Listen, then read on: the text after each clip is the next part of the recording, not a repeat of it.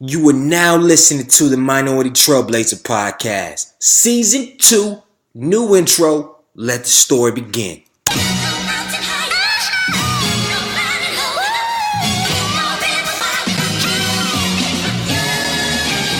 One time for the lovers, 2 times for the ladies, 3 times for the brothers, 4 times for the babies. Do you love her? Do you love her? Do you love her? Do you love her? Do you love her? Do you love her? Do you love her? Do you love her? Do you love her? Do you love her? Do you love her? Do you love her? Do you love her? Do you love her? 1 time for the lovers, 2 times for the ladies, 3 times for the brothers, 4 times for the babies. Do you love her? Do you love her? Do you love her? Do you love her? Do you love her? Do you love her? Do you love her? Do you love her? Do you love her? Do you love her? Do you love her? Do you love her? Do you love her? Do you love her? Do you love her? Do you love her? Brown skin, love her brown skin, love her brown. Brown skin, love her brown skin, love her brown. She my brown skin, love her brown skin, love her brown. She my brown skin, love her brown skin. Hold me down. I get so pumped up when I hear that intro, man. How y'all doing? It's your boy Greg Ehill, the Culture Change Agent, and I am the host of the Minority Trailblazer Podcast. I'm excited to bring you another groundbreaking interview with an expert at what she does, a PhD nonetheless, the first doctor we got on the show, and it won't be the last. And before I even get into her bio, I just want to say a couple things. First, I want to say thank you all who have purchased my book, Remember You're a Genius Again, One Man's Journey from Hero to Homeless to Humble. I appreciate the support. If you want more information, go to gregehill.com/book. Appreciate y'all.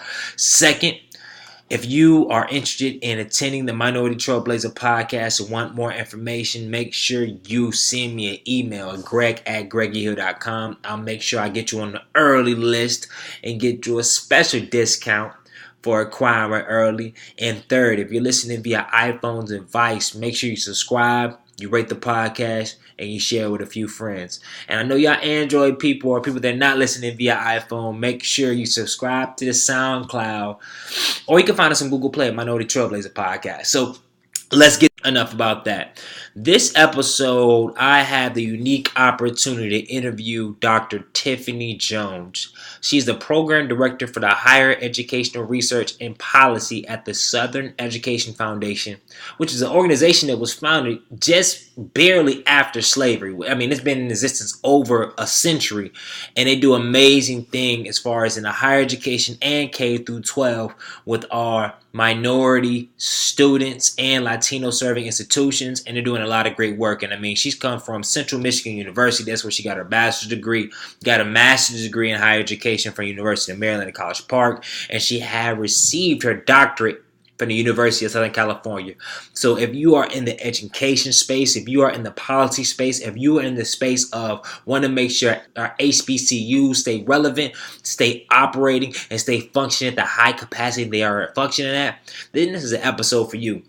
And I challenge you not to get lost in the academic jargon, because there's going to be a lot of back and forth with that, because she's a doctor. She's amazing at her craft. She knows what she's talking about. So I just challenge you to look through it from a lens of understanding from the whole concept of education as its own entity.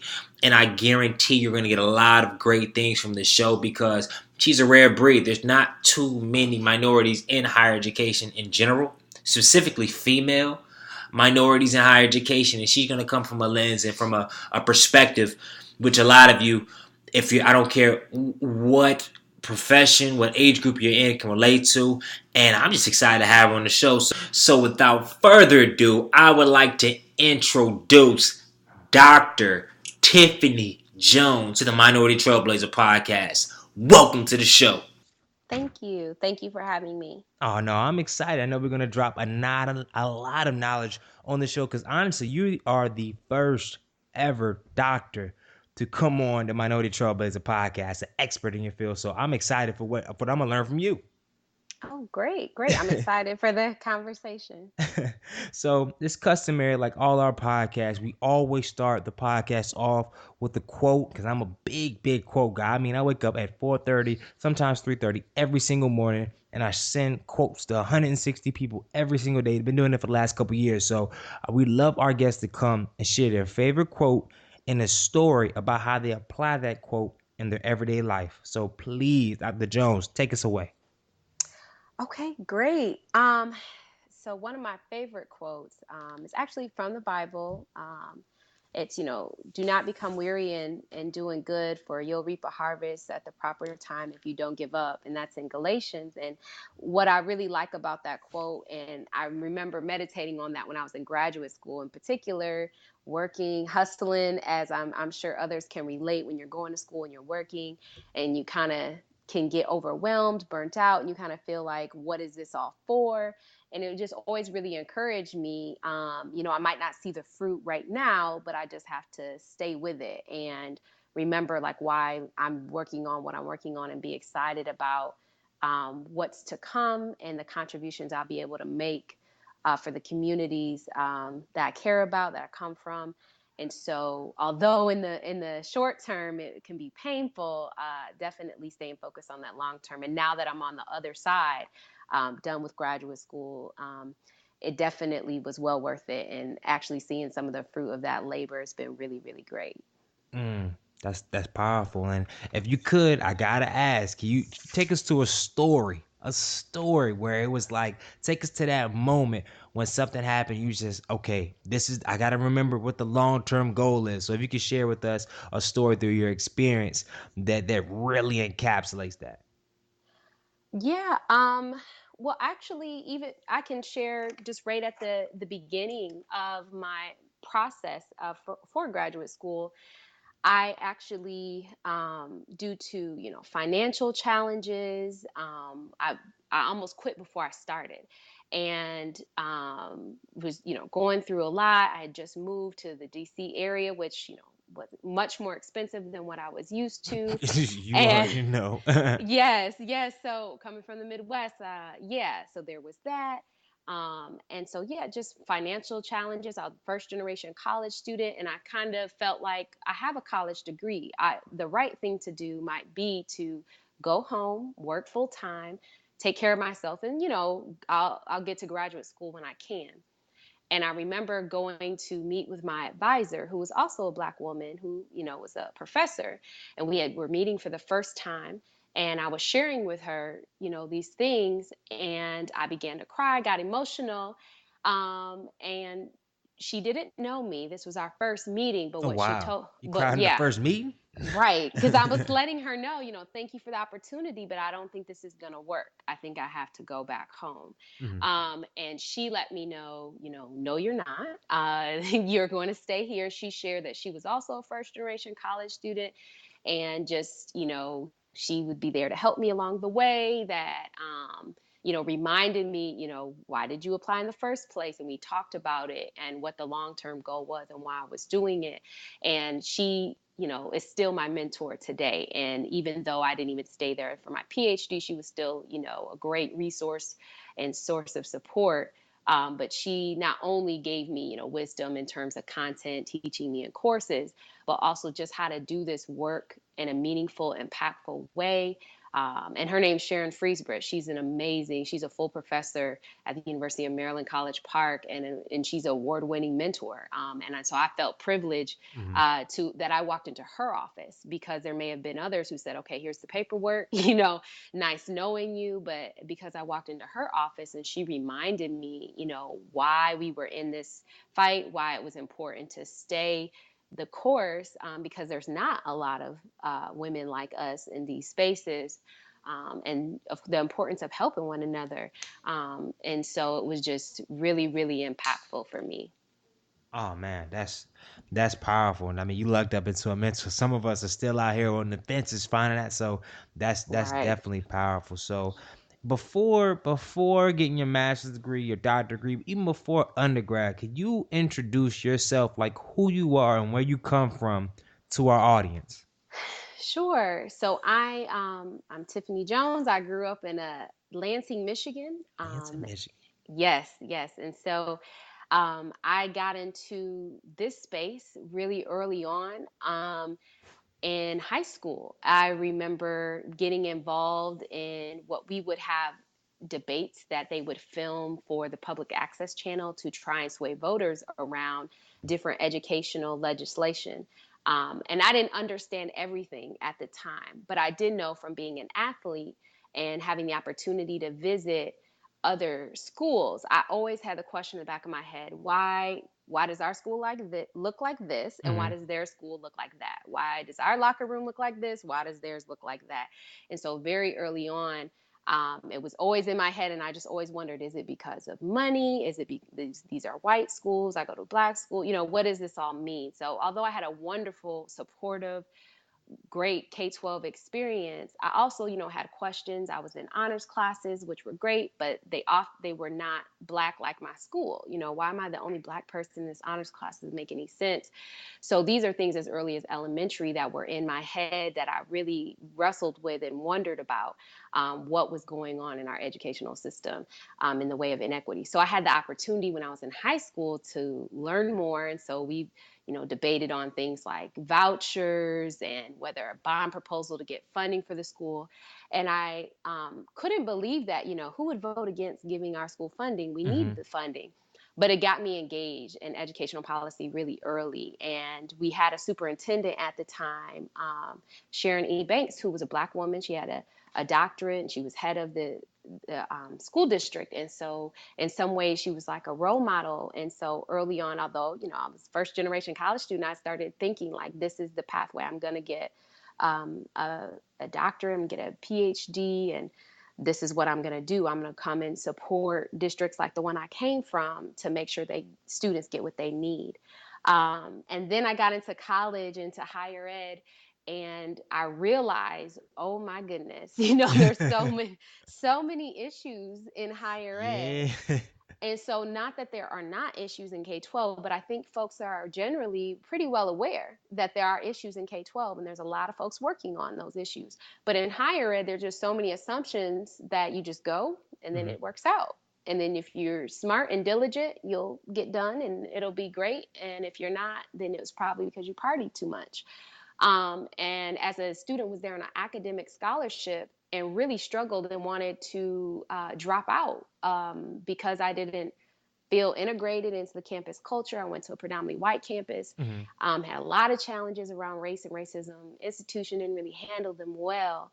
And so again, it was very discouraging. And what struck me was, as a honor student, nobody prepared me for this. No one talked to me. No one warned me. I just walked into it and was blindsided, had no skills to navigate at Mm-hmm. all. And so I thought, if students like me who are here with, financial support and resources are still contemplating leaving, what does that mean for everybody else? And does this explain why there's so few, students of color at my institution? And so that actually got me on the higher education track, getting involved in campus activism around issues of race and racism. And I said, this is the space I want to work in to help transform opportunities for my community. And so that's where I've kind of been ever since. Wow, that's powerful, especially being a first generation college student and then already having the foresight to say, I want to get a PhD, I want to work in this educational space. So like how were you raised so that came out so early? Because I mean, you had no, I mean, of course you said the superintendent was an African American female with their doctorate, but growing up, were there a lot of benchmarks or people that you were role models around you that were doing stuff like that, or how did that even come into play? Yeah, that's a good question. So Lansing is adjacent to East Lansing, and so East Lansing is where Michigan State University is. And so I did have exposure to folks who were in college, getting college degrees all the time, whether it be at church or after school programs. Folks were working with us. They were all Michigan State University students. So the idea that there's this place called college that people go to Mm-hmm. wasn't too far off. But in terms of personally, I mean, my mother is extremely hard worker. I got my work ethic from her. She worked 2 jobs, always grinding, and encouraged us. She worked for the car industry, and she always told us she was an administrative assistant, that she wanted us to have an administrative assistant. She didn't want us to be one. And so for her, that meant go and be an engineer. I wasn't all that interested in being an engineer, but I, appreciate the sentiment. And You can't so lose with that though. exactly. And of course, you just wanted us to be successful. My father, very much, I think if he would have grown up in a different time, could have been an academic and very successful as a college professor, because his interests are in history and reading and always, watching the news and documentaries. And so I grew up, some of the first books I read as a child were autobiographies of famous Black folks and just different books that he had around the house. And he was always reading or watching things that were historical or informative, and kind of that, I guess, the research bug or the academic bug, from him. But again, just grew up in a different time. And so he ended up going to the military and not to college. And, Black men at that time just didn't have those kind of opportunities. And so for me, yeah, I had definitely got things from my parents. In terms of other people who, were doing stuff in the education space, I had someone at my church who was a professor, a Black woman at Michigan State in educational psychology. And she was my Bible school teacher. And so, so I think even subconsciously, just knowing her and knowing what she did, I think influenced me as well. Among others, again, because of the college being there. So me and my mom went to African dance with my godmom. The teacher's name is Dr. Jones, and she's also an academic, she's a Goodness Black gracious. woman. So God just puts a lot of people in your life. Like, that's crazy that you just Exactly.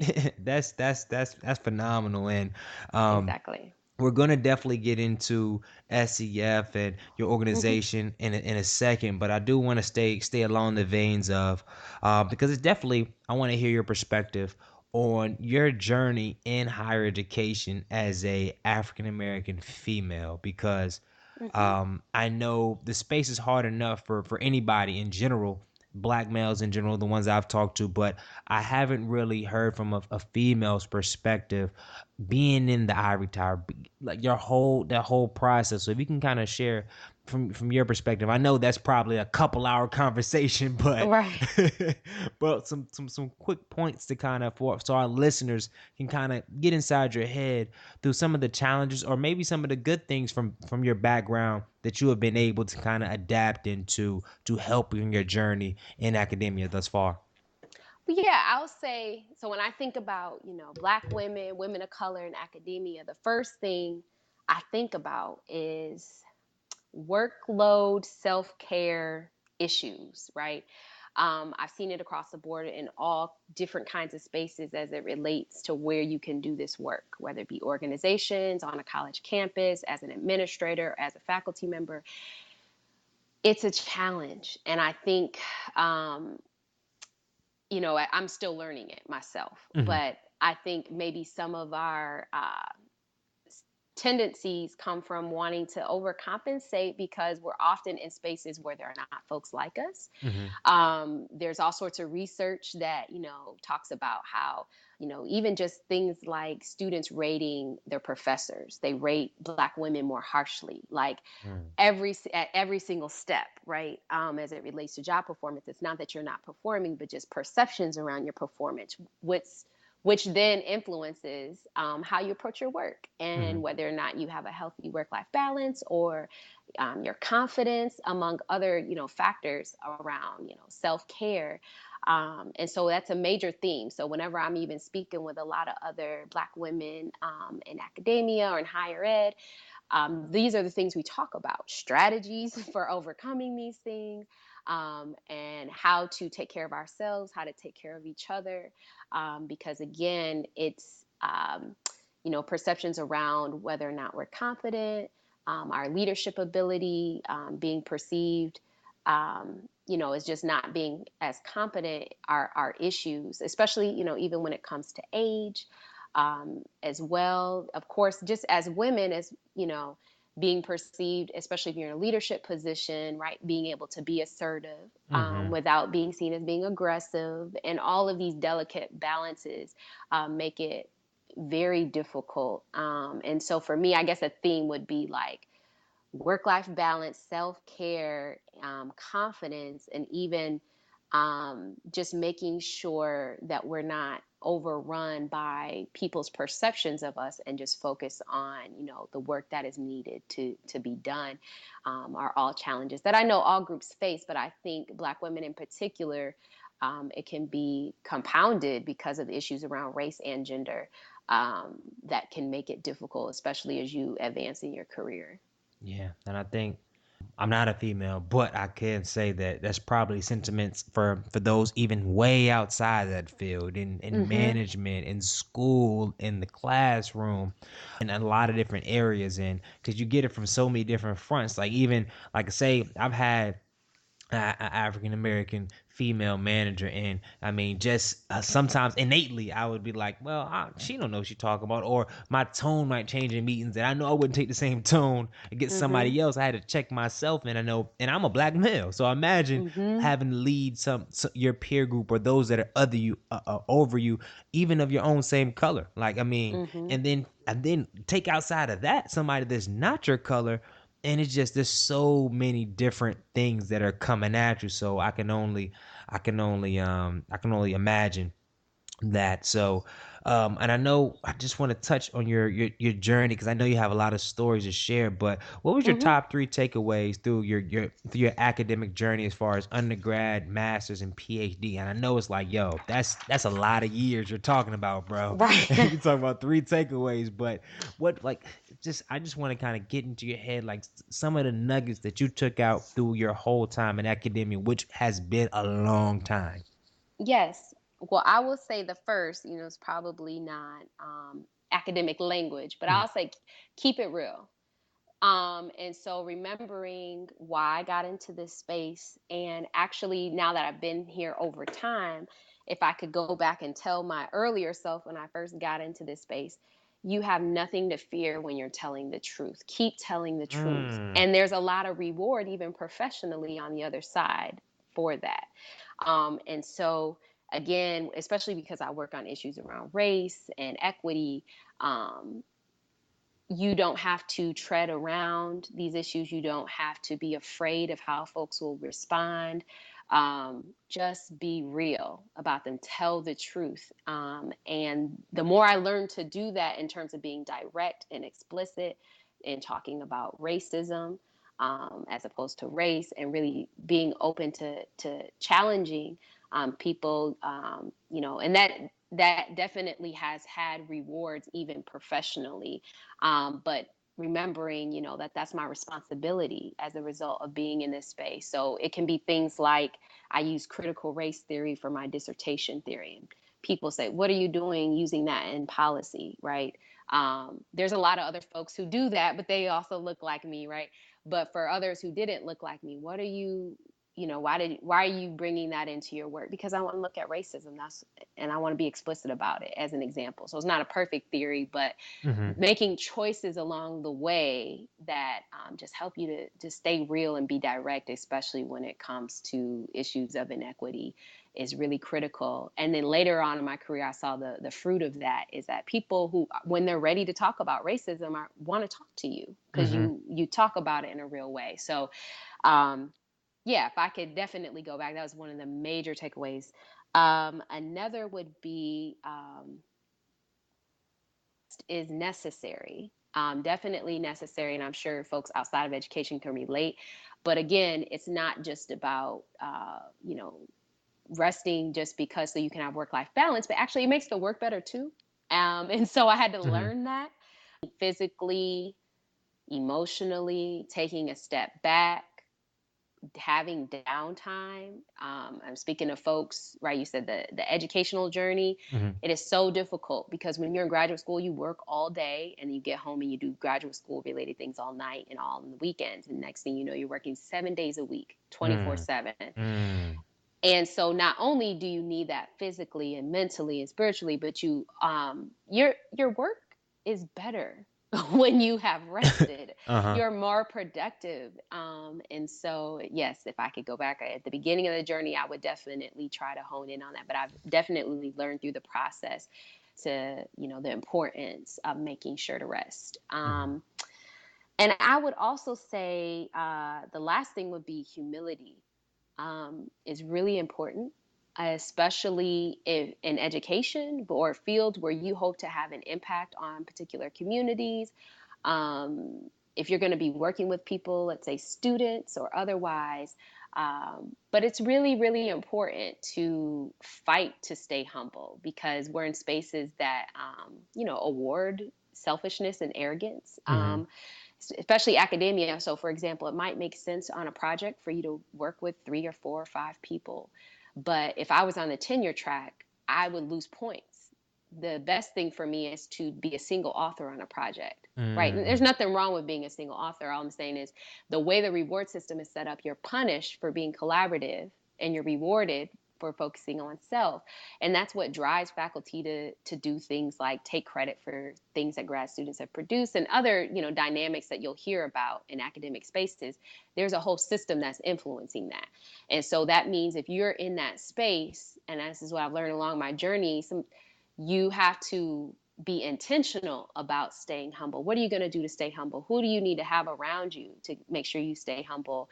You need to be able to promote your work, but of course, then you're promoting yourself and just having balance and having real people around you who can check you if needed, but also just remembering why you got into the space in the first place and never to elevate your voice more than the issues that you care about, if that makes sense. So sometimes it makes better sense. I'll give you an example.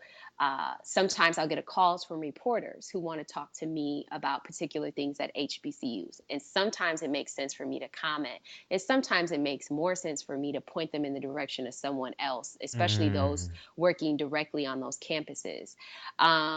Now, if I'm thinking about my career in self promotion, I would tackle every single opportunity to give quotes. So for myself. But once you open it up and have them talking to other people, there's been articles that I talk at length with a reporter and I don't show up in the article, the person I sent them to does. But for the issue, that was what was important and necessary. So it's just good to always try and stay focused on being humble and not get too caught up in the self-promotion that is a part of this work, to the point that you lose sight of what's most important and impactful for the issues. You hit that on the head.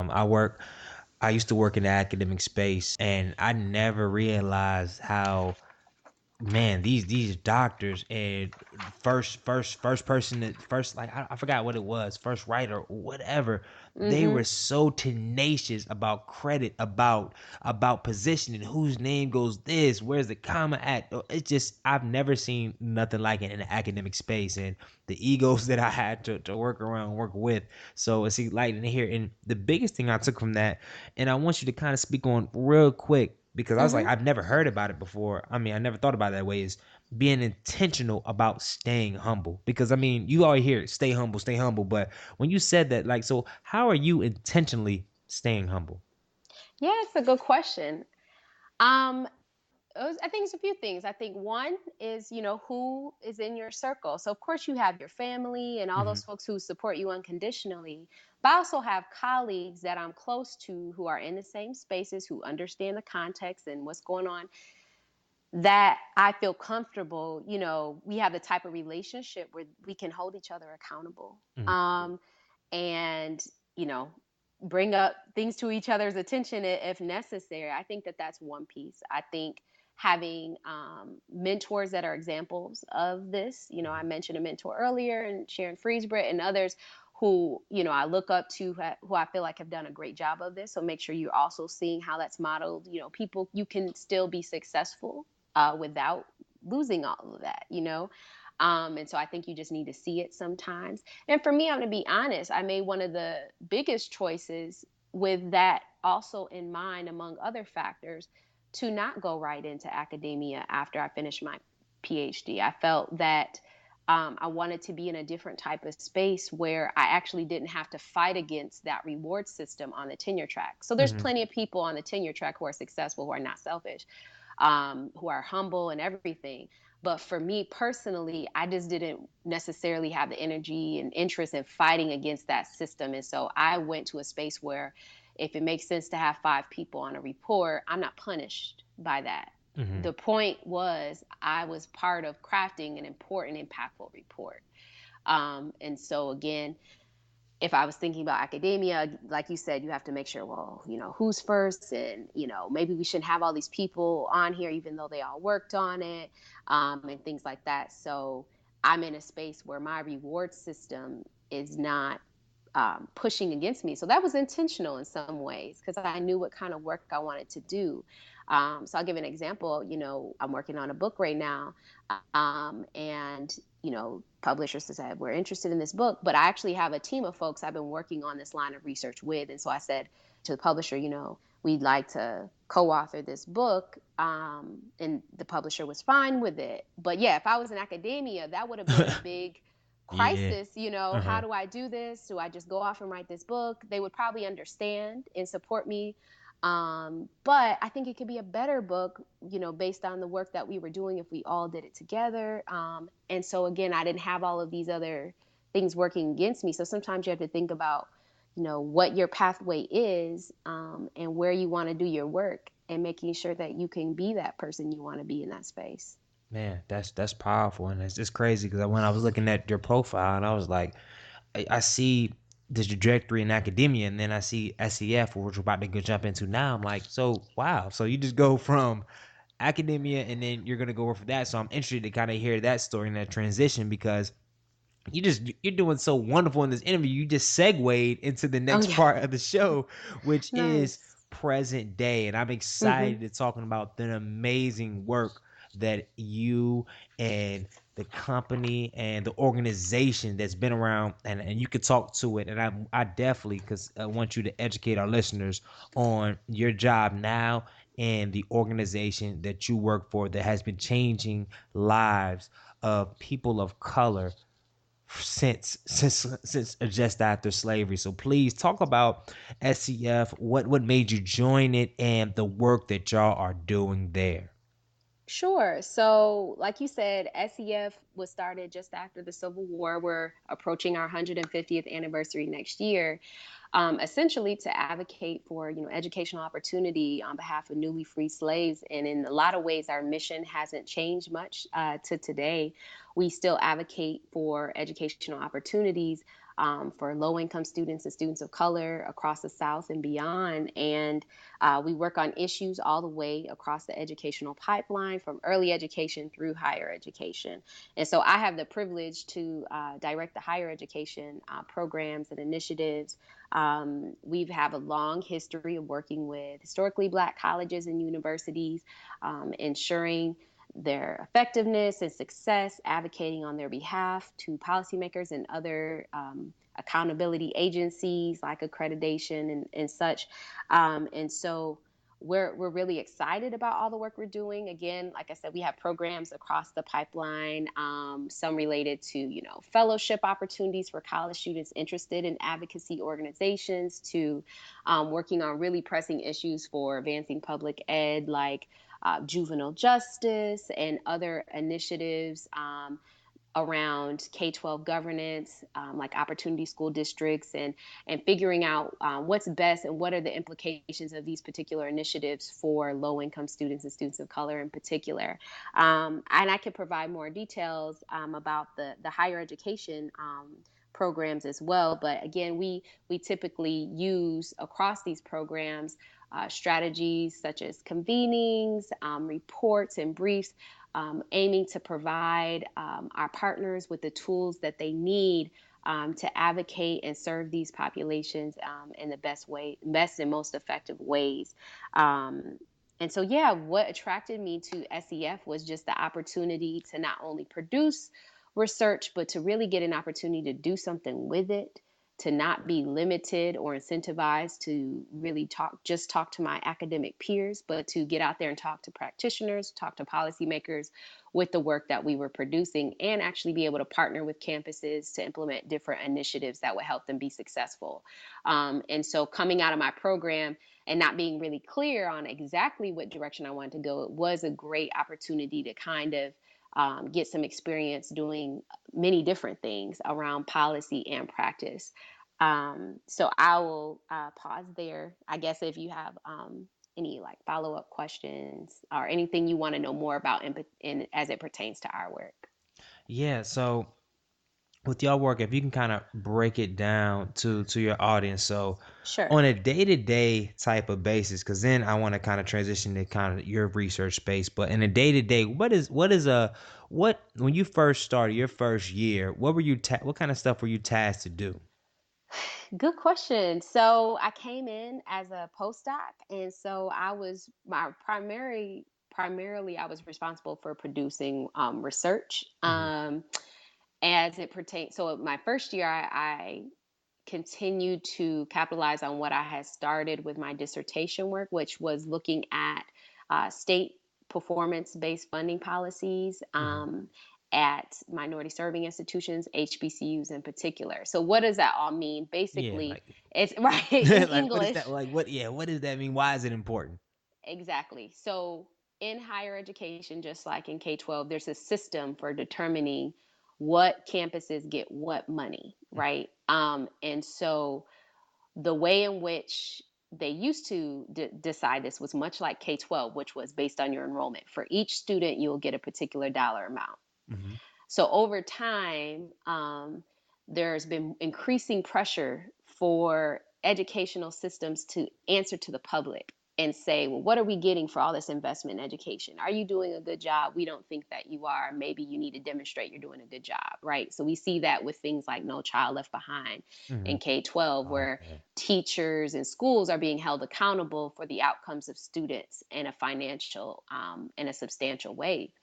In higher education, you see the same thing. Again, they used to say, okay, you have this many students, you get this much money, it's a dollar amount per student. Now they've shifted to say, instead of that system, it'll be based on the outcomes, which is of all the students who enroll, what percentage actually graduate, and other variables that they've determined to be really important. And so if you have low graduation rates or low on other measures of success, you will get less money. So what does that all mean? There's a lot of research that demonstrates that there's correlations between low income students and graduation rates. So that means higher income students are more likely to graduate. Mm-hmm. So that means for campuses like HBCUs who serve a large proportion of low income students, they are poised to get less money under these systems than they even got before, not to mention the history of them getting underfunded. Mm-hmm. Um, so, on top of that, today, not only did you have a history of underfunding, but now we have a system in place where institutions like community colleges, even, but a lot of our open access colleges and universities who do not have really high admission standards are not highly selective, Mm-hmm. are in positions where they're going to continue to lose funding as a result of this new funding system.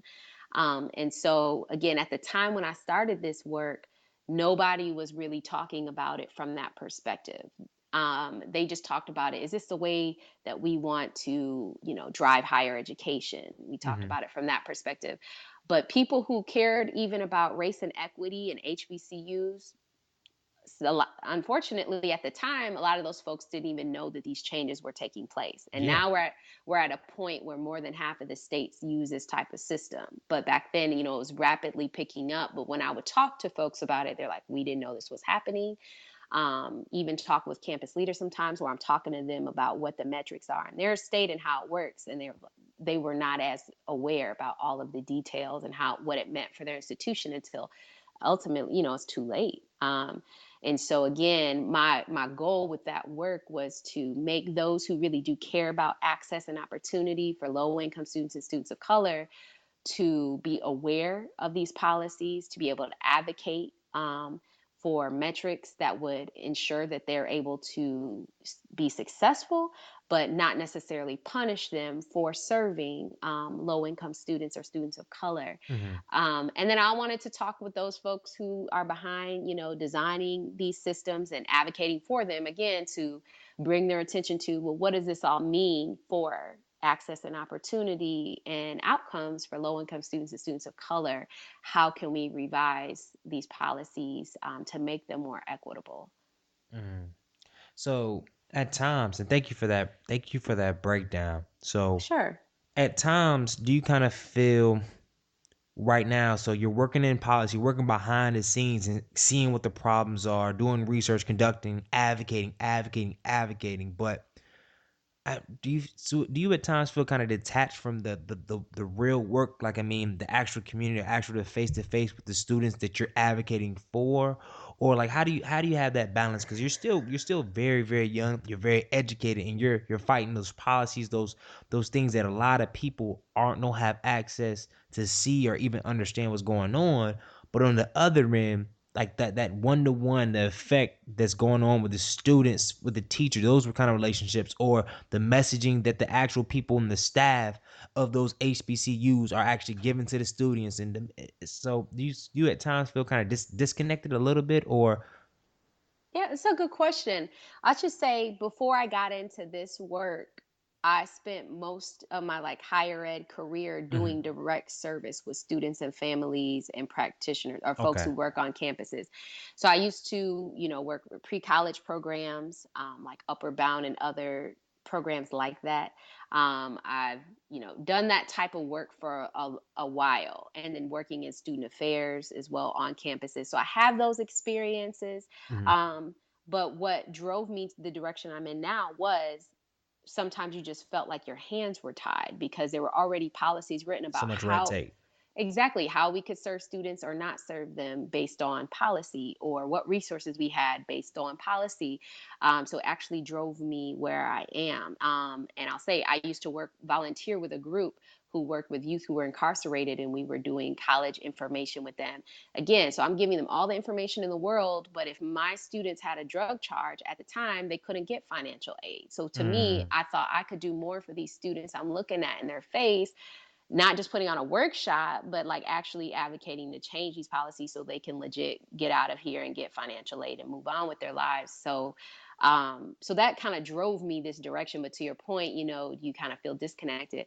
That was one of the privileges of working at SCF, is that we do a lot of direct work with those campuses. So we are a foundation. We do provide financial support to HBCUs and some Hispanic serving institutions to do particular initiatives. So that involves me in somewhat of a program officer role, being able to visit those campuses, talk with the students about how the initiatives are going, interview them, work with the faculty there who developed them. So in some ways, I still get some direct contact, as well as the interns Mhm. that we work with in our office, who are college students at various levels, also keeps us, somewhat connected as well. Yeah, yeah, yeah. And I also want to ask you a question because there's so much, in my opinion, misinformation about the state of HBCUs today. Because I mean, with the proliferation of blog sites and not to say uncredible sources, but I mean, there's headlines that misconstrue stuff. I mean, you really don't know what information to trust. And some instances, I see, man, HBCUs. I mean, they're dying left and right. They're out of funding. What's going on? And in some instances where I look at even my alma mater, North Carolina A&T, admissions are at an all-time high. They're doing amazing. And then you look at all these other institutions that are doing amazing jobs. So I know from your perspective, if you can speak on it, what is the kind of current state of HBCU? Yeah, well, and I want to preface with I'm speaking as an outsider. I'm a Mm-hmm, supporter mm-hmm, and I'm an advocate, mm-hmm, but I'm not an alum. And I've never worked full time with an HBCU. I've worked in partnership with them. I try to speak based on what these campuses are sharing with me and what the research tells us as well. mm-hmm, And like you said, sometimes that runs counter to some of the things we see in the general media. And I tell the story about how I've spoken with a reporter before who called me up and said, "Hey, I'm doing a story at HBCUs. I want to write a story about how they're struggling." And I said, "Okay, how so?" I'm thinking maybe something specific happened, right? A campus closing or such. So I said, "What? Well, what happened? Like what's the story?" And they're like, "I just want to write a story about how they're struggling." Okay, why? So me and that reporter talked for like an hour, mm-hmm, and I tried my very best to break down what is hopefully was the truth, but a balance between this, but reconstruct the narrative around why. So are some HBCUs in trouble in the way of financial stability, enrollment? Absolutely. There's a lot of non-HBCUs struggling as well, especially just small institutions, period, because you're so dependent on enrollment. If you don't have really large endowments and other sources of funding, drops in enrollment can create crises for your campus, and Mm-hmm. especially over time. And so, again, you see small campuses in higher education struggling, period. But yes, many of those, are HBCUs, but it's all about how you tell the story. So why would a campus be struggling? So you could talk about, they have leadership that's dysfunctional, among other things. Maybe they're not relevant anymore. Or you could talk about, what funding do they actually have? What funding have they ever had? Who do they serve and how do they serve them? And so once you start adding context to the Mm-hmm. situation, again, it is a crisis to pay attention to because we care about the success and the future of these campuses. But it's also the result of many factors in higher Mm-hmm. education. Some are campus based and related. HBCUs are not perfect. However, there are many other factors like funding from the state, from the federal government, policy changes. We saw, huge impact on HBCUs with changes to the Parent Plus loan policy at the federal level. Oh yeah. Um, as an example, right? So then the next headline, you can say, oh, this campus is in trouble. They don't have any more money. And you can assume all sorts of things. Maybe they mismanage, et cetera. Maybe no one wants to go there. Or you could tell the story about how they lost a certain percentage of their enrollment as a result of this policy change, cutting off opportunities for the students who need it most, and nearly closing some institutions. My encouragement always when I talk to the media is just tell the whole story. You don't have to paint a pretty picture if one doesn't exist, if they really, a crisis is happening, but tell the whole story around why and how. And then, like you said, there's so many HBCUs in spite of these things, they're doing amazing things. Don't forget to, uphold those stories. And the research supports all of this. So despite all of this, they outperform predominantly white institutions that have more resources in terms of producing degrees among Black students, especially in critical areas like STEM and teacher education. Mm-hmm. They're responsible for most of the Blacks who go on to post-secondary. I'm sorry, yeah, and go on to graduate school and professional school and etc. So again, that's a very powerful story to tell, and might encourage folks to wonder, why aren't we pouring more money in rather than creating policies that takes money away. So I'm all about telling the truth. But again, the media, likes to sensationalize things, and sometimes they don't tell the whole story because they're not talking to the right people. Mm-hmm. And I think, again, there's enough research, quantitative and qualitative, to support this notion that HBCUs are not only relevant, which I don't know why reporters keep asking that question, but But but not just relevant, but the fact that they are carrying beyond their load when it comes to producing success for students of color. And that's actually how I got in that line of work, because of course I went to predominantly white yeah, that's what I was about to institutions. ask. Like, I mean, because you, of course, you're African American, but you're not even in that space. So you got into that Yes. space because of Yes. So I'm from Michigan. So there are not HBCUs in Michigan. However, I went on Black College Tour when I was in high school. the I, classic. yes. And so I loved Hampton, and I applied and I got in. But unfortunately, I just couldn't afford it, even with the money they were able to offer. So I would have loved to attend it, but it couldn't make it happen. However, based on, the experiences I had at predominantly white institutions, um, you know, it encouraged me to wonder about institutions that actually wanted us there. And what that experience might be like. And two, when I started getting into higher ed research, you can't get around it if you're focused on students of color. Mm-hmm. So I was doing some work on Black students in STEM with a research team at University of Maryland. And again, we're interviewing, the best of the brightest, Black physicists, and they're all HBCU alum. There's just no way around it, you know? And so again, we weren't at an HBCU alum meeting. We're talking about just the top physicists in the country. That's Uh-huh. just who produces them when you're Mm-hmm. talking about Black folks. And so I kept being drawn back into those campuses. And again, I felt like when I finished, I wanted to use the skills and knowledge I was able to gain studying higher education and policy to advocate for some institutions for a while that wanted students of color there. I worked so hard to help PWIs around issues of race and equity, which is important work. But I just wanted to spend some energy in a different way on institutions that wanted us. But again, we're facing all sorts of challenges for many reasons. And I wanted to try and, help generate greater support for them and make people more aware of what I was learning from the research about their success despite any challenges they have faced.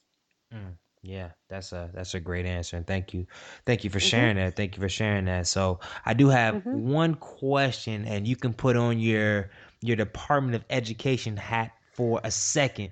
And I know since your research background and really you don't just say stuff off the cuff, so you can answer this question or you can parlay it.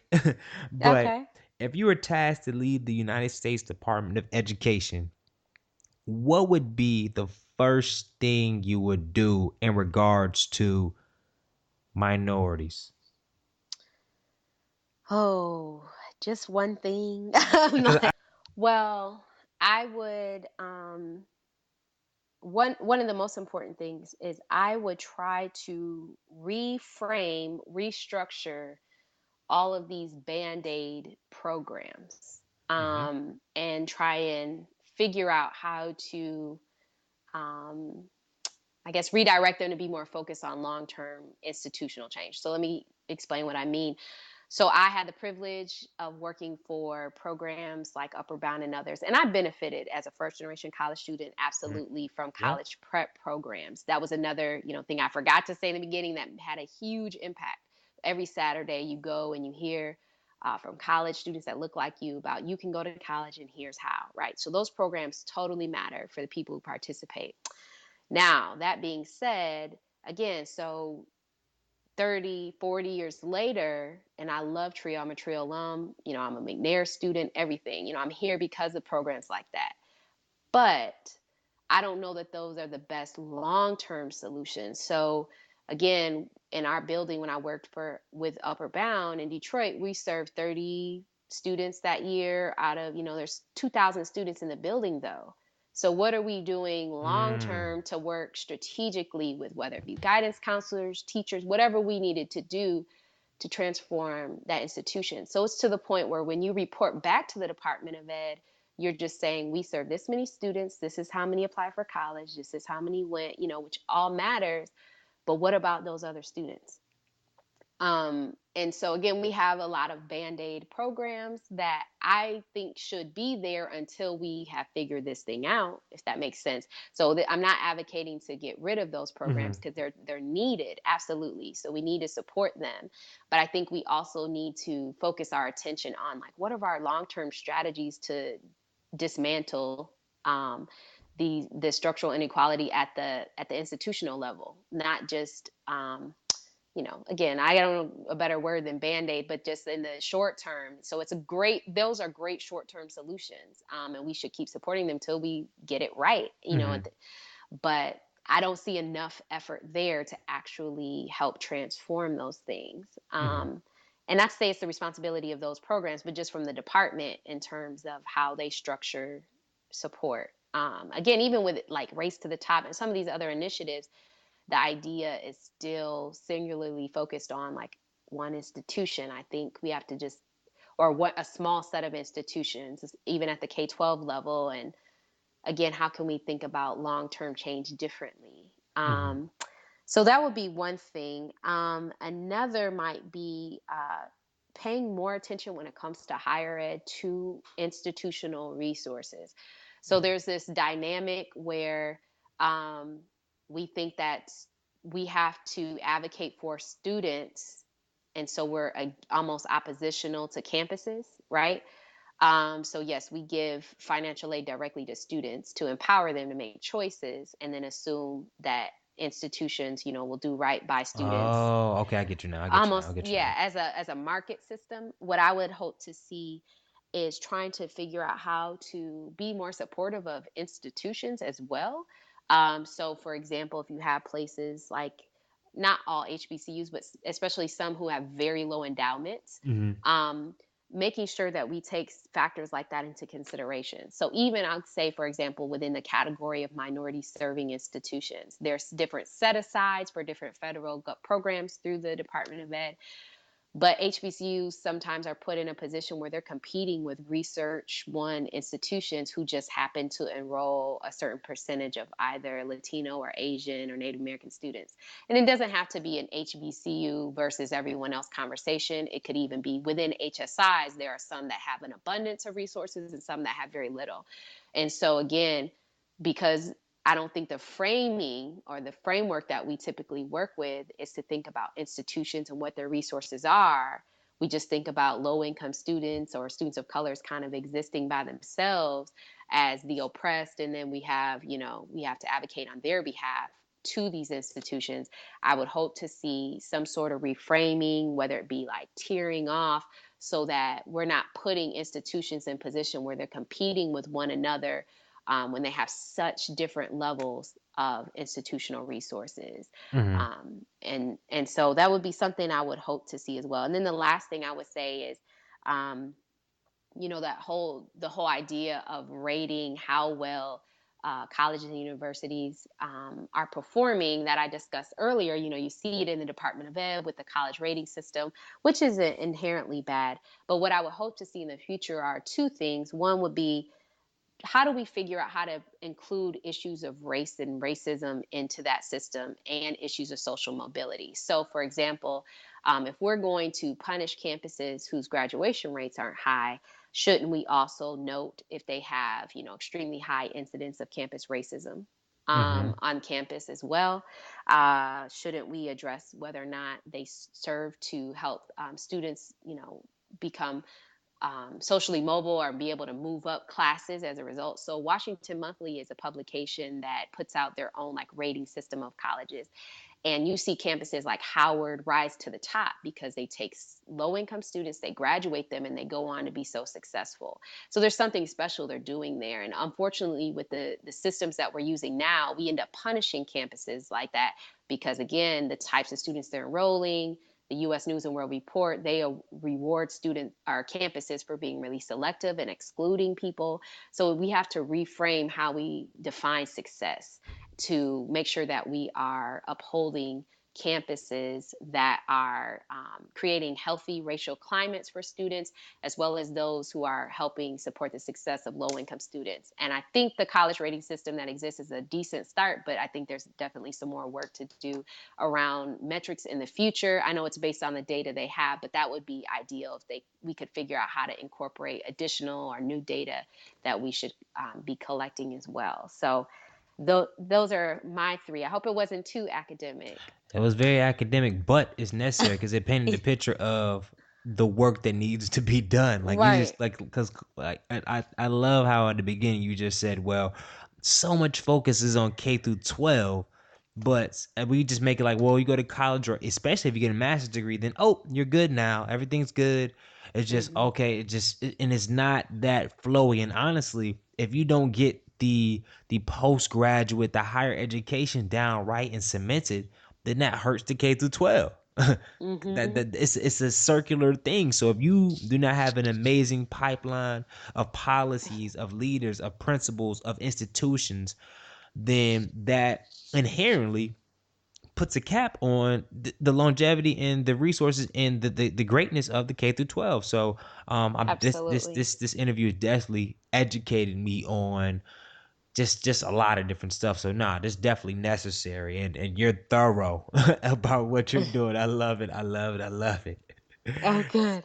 So we're transitioning to one of the final rounds is the future. So question: what's next for SCF, and that's the Southern Education Foundation. I've been using the acronym, but I never said what it stands for. But or 2016? I mean, because I know y'all doing a lot of great work, but what do you believe is the next steps for the organization this year and beyond? Yeah, absolutely. So this year we're, gearing up for our 150th anniversary next year. Wow. Yeah, we want to definitely tell a compelling story about the impact we've been able to have over time on, success of HBCUs and the production of Black teachers, among other issues. Um, in the meantime, in terms of the current work that we're doing, we'll continue advocating for, for our K-12 work, what SEF calls, the new majority, which is a report that was released from us, a series around the using Department of Education data that demonstrates that the new majority of public school children are low income. And so just kind of, again, we use a lot of language around minority and such, but just remembering that these are actually the majority. And so making sure that our institutions are set up to support those students, and remembering at the same time, we've lost a lot of funding for public education in K-12 and higher ed Hmm. over this same time, and kind of making sure that we continue to advocate for greater support of education. And so, and more practically speaking, in our higher education work, we'll continue trying to work to address issues of developmental education in higher education, which other people might know as remediation, or the idea that students get to college and they think they're going to be able to enroll in college courses, but they can't. They have to first take additional remedial education courses, Hmm. which is, a K-12 and a higher ed issue together, and figuring out how to ensure those students are successful using new models. So we'll continue to try and expand that work that we've started in that area. Um, and we want to continue to bring greater attention to the crisis that is public support for education in higher ed, and especially at HBCUs, whether it's around performance funding or otherwise. But a greater emphasis on funding and what's needed. And continue to try and develop strategies to support college students as they advocate around issues of higher education costs and race and racism. I think we've seen, over the last year, the power of the student voice in shifting higher education's attention and focus on these issues. And so we'll be talking through strategies to try and ensure the support of these students and the strategies that they're proposing, a lot of which there's a lot of research support for why. And so a lot of the, for example, a lot of the student advocates have, protested and demanded that their campuses hire more faculty of color, and among other things. And there's a lot of research that suggests, why that would be a really good thing for the students of color and white students at those campuses. Hmm. And so we'd like to play that role because we have so much experience talking with practitioners. We would like to provide, create opportunities for there to be more of an exchange, and encourage campuses not to merely ignore these students, but to embrace a lot of the recommendations that they're making.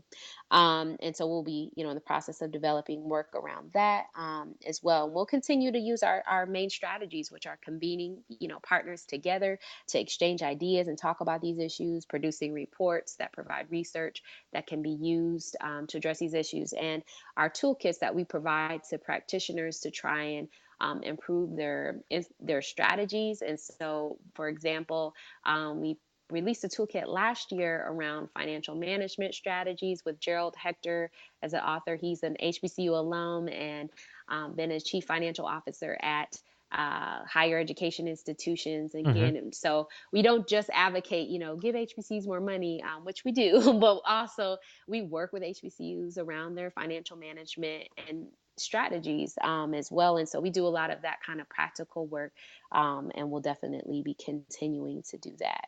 Man, that's a goodness gracious. Y'all got a lot of y'all plate. Yes. Like that's strategy on strategy on strategy, which is all needed. And I'm just glad that we have people like yourself, and there's others that are gonna be coming on the show that just spending their livelihood and their life advocating for this work, because I could spend all day hashtagging on Twitter or commenting on the state of HBCUs and whatnot, and supporting financially, which is important for somebody in my landscape. But we definitely need people to pull on that armor, put on that shield to really do the grunt work of having these meetings, having these conversations, because I'm an action person. I love action, but Mhm. you have to have those conversations to even make people aware of certain issues before you can even get to it. So my last question in the vein of this is, with research, how do you kind of weigh and gauge the impact of your research and the stuff that you do? Because a lot of times you might not see it in 10, 20, 30 years, if not even your lifetime, to be honest. So, I mean, personally, how do you really gauge the impact of what you do? Wow. That's a good question.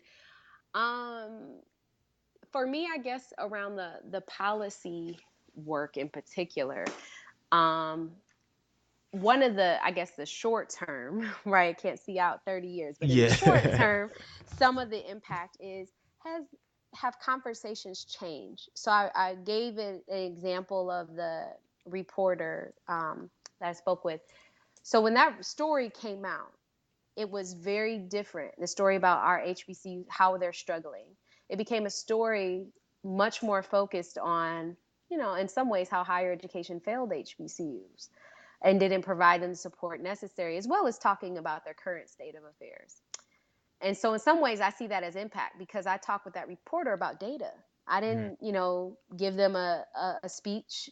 Again, in some ways I'm an advocate, I'm not an alum. I don't actually have as many personal stories mhm. besides those I partner with, but I had data. And so I use research in that way, and they can't argue that, in terms of the HBCU success. And there was a different story written. So that felt very impactful in some ways because we know how powerful and influential the media is, especially on policymakers. And so there's short-term impacts like that. But again, I would say that minority serving institutions, in particular HBCUs, are more aware of things like performance-based funding now, in part because of a lot of the work I've been able to do, and then partners who've been supportive of getting that work out there to them.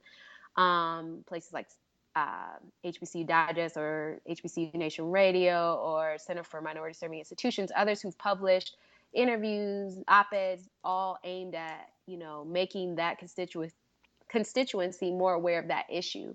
So I would say in some ways it's impactful there because now 5 years ago when I would talk to people, working with HBCUs about, performance funding, I had to explain what it was. Now people are Mm. telling me, oh yeah, we're doing X, Y, and Z in response to performance funding, or this is what I think about it. I don't have to prompt them per se. Like they're very much aware and have strategies around it. And so I would say that that's like an evidence of some impact on that conversation. I would say where I hope to do more work is on the other side, which is impacting those policies in the first place. I've been invited to conversations with those who work on that particular issue as an example, as they're rethinking how do we revise these policies for the future. And I'm there and I'm talking about HBCUs, I'm talking about race and racism. And, again, so I would feel like in the short term, that's definitely impact. But in the long term, I would hope to look back and say, I was a part of a body of work that helped shift more resources to these campuses so that they're able to provide more opportunities to students. Mm. Fantastic answer. You always put a button on every one of these Oh, questions. yeah. So it's like I love it. I love it because a lot of times when I interview people, it's like a birthday present that have wrapped, and I just gotta bring my other wrap and wrap it, put all the tape, and you just always put a pretty button right there. So amazing answer, amazing answer. And we're gonna transition to our last round, our most exciting round. I call it the culture change round, where we ask a series of 5 questions and receive rapid fire answers. Are you ready? Sure. Okay. What is the best piece of advice that you've ever received? Um, the best piece of advice I've ever received. I'm not answering this very fast, am I? No, you're fine. You're fine. Um, best piece of advice I've ever received. Take weekends off. Oh, so whoa. Time out. You in academia. You don't take weekends. Oh, when did you start up? How long have you been utilizing that? Since the third year of my PhD program. So you waited to the third year of your Yeah. PhD program to do that. Yep. Yes. Yes. It was one of the best things I've ever done. Great. Yeah. Great. I do not work on weekends. I like that. I, yes. What is one of your personal habits that you can attribute to your success? Personal habits, organization, very organized. I've been carrying a daily and weekly planner since I was 11. Man, you always ahead of the game. Goodness Yeah. gracious. Yeah, maybe like too much, so I've learned to be more flexible, but definitely was always with the to-do list. Nah, I feel it. I feel it. What is your favorite book and why? Okay. I will have to say the autobiography of Malcolm X, and the reason I say that is I read that book faster than I've ever read a book before. I couldn't put it down, and what I liked most about it is not only was he bold, but he was not afraid to transform, and um, yeah, being bold and humble doesn't have to necessarily be mutually exclusive. And you can be strong, but you in your thoughts and confident and precise, but you do not necessarily have to be unwilling to change once presented with new information and new ideas.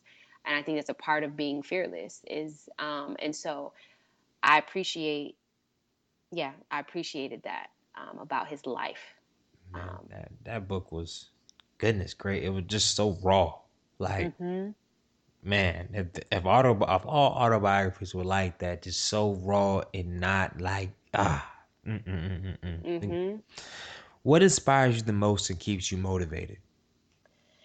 I definitely say just my belief in God and that I do not have to do this on my own and I'm not doing it on my own. And so, in terms of keeping me motivated, you mentioned it's a lot of stuff, and it could be, you can do a lot of things with a PhD, and so sometimes you can feel like, oh man, you're on this uphill battle working on these issues, but I'm remembering, that I'm a piece of a puzzle and that I'm using the gifts and the resources that God gave me for good. And I'm not out here on my own doing this. There's many others that He's also using to work on these same things. And yeah, so just staying the course. But that helps you to not feel just overwhelmed and succumb by all these issues.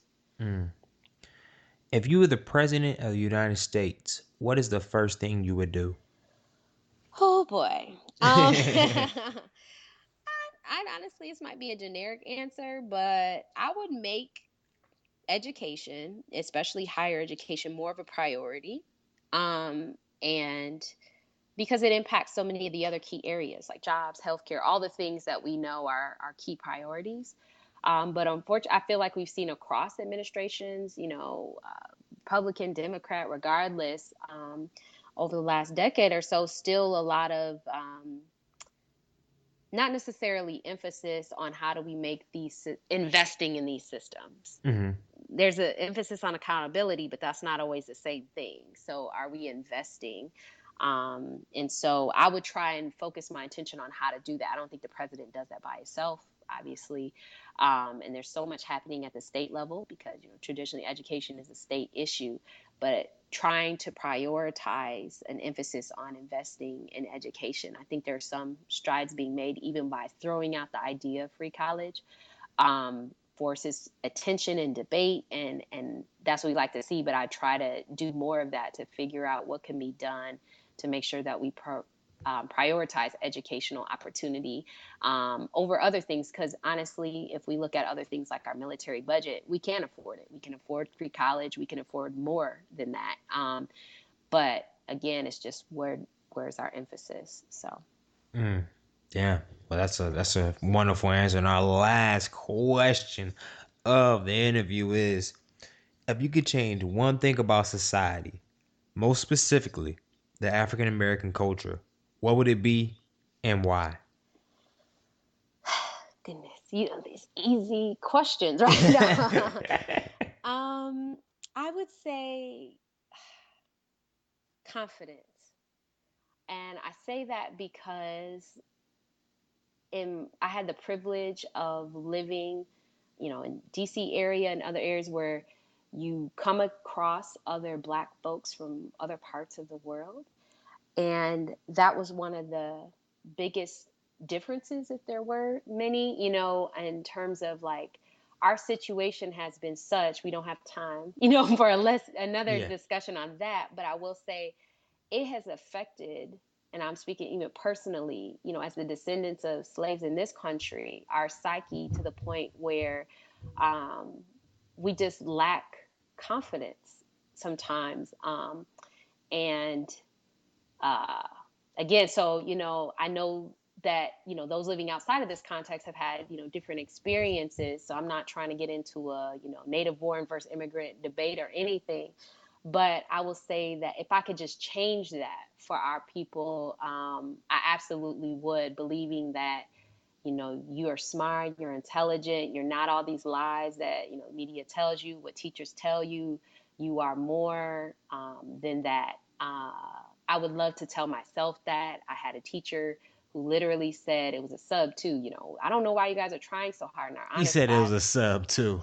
right, but just as if they could weigh in, they weren't even whatever. Anyway, but they said, I don't know why you all are trying so hard. Like when you apply to colleges, they know what kind of school this is, like things like that, I still remember that moment, even though I have a PhD now, like I wish I could go and, talk to myself then to, that person is just a liar, like you're going to get this PhD, you can get whatever degree you want to get.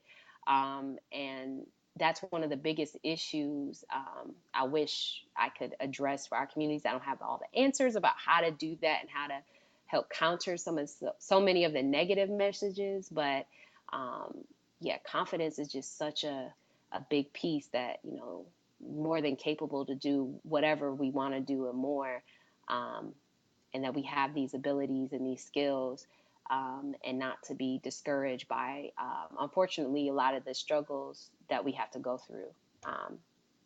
And just realizing how smart and capable those struggles have made us to be successful. So, Hey man, that was a fantastic answer and a fantastic end to a fantastic interview. Like I really, man, I've learned a lot and got my mind racing on a lot of different issues and stuff like that. So before we go, please share with our audience where we can find information more about SEF, about the great work they do, about yourself, where can we find you online, and all that great information.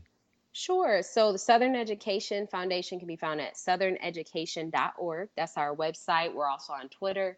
I'm also on Twitter at Tiffany Jones PhD. So please do stay in touch, follow us, and you can find all of our information about all of our work there. Sign up to receive our newsletter as well. Well, yeah, all that information will be on the show notes. And from the bottom of my heart, from Minority Trailblazers Nation's heart, we'd like to thank you for giving us your time and being on the show. Of course, of course. Thank you again for the invitation. I appreciate it. Man, another episode in the books, an hour plus. Thank y'all so much for holding it down and staying with me. Man, a lot of jewels, nuggets were dropped in this episode. I pray that y'all were able to get at least one thing that you can apply to your everyday life in this episode.